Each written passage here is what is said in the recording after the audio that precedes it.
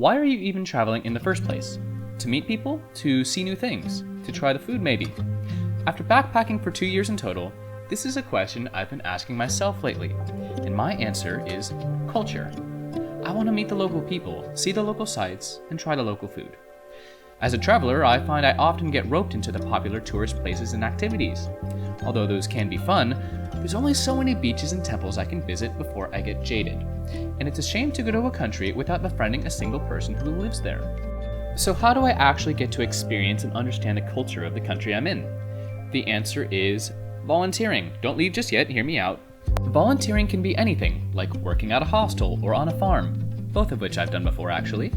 I volunteered on the most remote island in the UK, and you can find that on my channel. Or volunteering can be something more like this. Why? This is Lura Bilut. It's a village in Malaysia with maybe 1,000 inhabitants? I'm not sure. This is all the information you'll find about Lura Bilut on Wikipedia. It has a gas station, a bus station, and a coffee shop.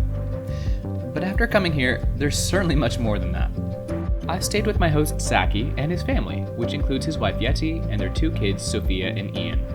They welcomed me into their home with open arms. Literally, Sophia would not let me go. And their home, even per their words, is humble. This is where I slept. The first thing to note is that there is no air conditioning, of course. Recall, this village is quite close to the equator. In other words, it's hot and humid. Now, traveling Southeast Asia, one often acclimates to the weather, but usually they have somewhere to retreat where there is AC. Not here. But there are fans in each room that help tremendously. And actually, the place we spent most of our time was outside. The kitchen, dining area, hangout area, and treehouse are all outside. And you know what else is outside? Bugs. Lots of them. Yeah. I grew up in a city, and I'm a city boy. Now, traveling has of course made me more comfortable around bugs, but each new experience pushes my limits. I specifically don't like wasps. I showered with them here. That's a win for me. Bugs are just, well, bugs, and bites are just that, bug bites. For city folk, that's a big deal, but deal with them enough and, well, they're not so big anymore. Ah! Get out of here. Get out. Okay, so what am I actually doing for work here though? What's the volunteering? Well, like I said before, volunteering can be anything. Here, volunteers can help cook, clean, build, teach the kids, volunteer in the village, or assist on the farm that Zaki's family owns. The farm is a palm seed oil plantation. If you have opinions about those, or if you're curious, I'm going to make a separate video about palm seed oil plantations and their morality soon. Go ahead and subscribe to stay tuned. Our jobs as volunteers were essentially to, well, live like them and help out when we could. Most notably, we helped cook quite often. One volunteer was a chef from France, actually. Sometimes we helped Zaki catch the fish we had for dinner in a local river. And most of our time spent together was focused around dining, as I'd say is standard all over the world. On a side note, I think Malaysian cuisine is the best in all of Southeast Asia, and you should get in the comments to share how your opinion is wrong. But this time spent together around the table was spent sharing stories and befriending other volunteers and getting closer to our hosts. And oftentimes, there weren't too many things to do, especially when it was very hot or we were fasting. Life is slow around here in the village. Perhaps they might lack the luxuries that some in the West have, but life here is addicting. Something about being happy? I'm not sure if you've ever heard of that before, but don't you have to get back to work right about now? You should get. Whoa! What shit?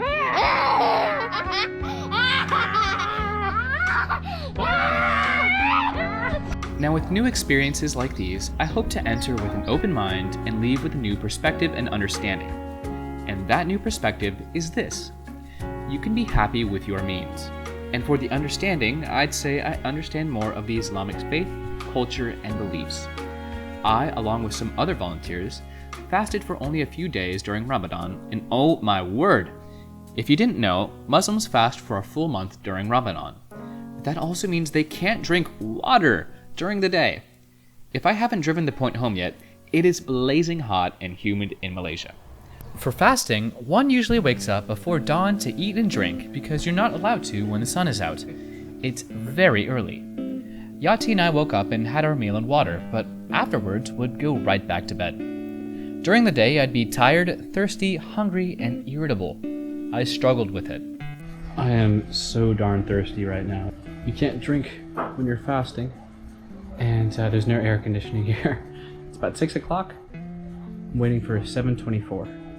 It's when it's called iftar. We can break fast. My head hurts. It's hot. It's really humid out. I spent most of the day walking around with the group, and we helped volunteer here and there, but all I can think about is drinking water or anything. So, I'm just trying to hold on for that last hour. I have a newfound respect and understanding. Growing up, I knew Muslims fasted, but I didn't comprehend what that meant for them. And after a while, you get used to the calls to prayer that play multiple times a day. I think my favorite part about volunteering in the village was, volunteering in the village. A few things we did were help organize a free market for those in need, including setting up, preparing, running, and cleaning the event.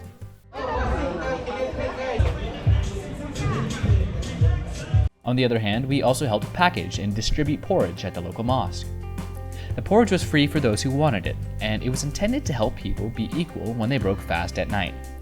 Through these endeavors, we got to meet so many locals who are kind, generous, and curious.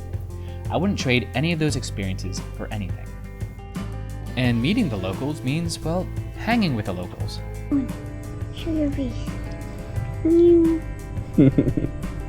We were invited into their homes to try different foods and share stories. But also, I just generally lived like they do. I went to the weekly markets that serve fresh food and drinks. I got around the village like they do, which is on a motorbike, but also on a bicycle on occasion. Participated in breaking fast during Ramadan, or watched the local marathon, or played in the river. Villages in my head seemed boring, but in reality, there was so much going on within the community. Perhaps I've said some surprising things in this video, but I'm not trying to shock you or scare you away from volunteering. Much the contrary. I'm saying I thoroughly enjoyed living here and would go out of my way to do it again. Well, I did actually. I left for a couple weeks and came right back. But it was hard to say goodbye. For my hosts, they've seen hundreds of volunteers come and go. I'm just another drop in the pond. But for me, I won't forget Lurabalu. If you're stuck at home, or if you're perpetually falling into tourist traps, and if you want to learn about a culture a world away from yours, my message is this. Expose oneself. Not that way, don't put your pants back on. Expose oneself to the bugs, to the new, to the difficult. Get vulnerable. If we want to really develop and grow, we need to pull back our protective layers and draw in straight from the roots. Hey, if you enjoyed this video, I have plenty more like this on my channel. Go ahead and check it out. Thanks for watching, and I'll catch you in the next one.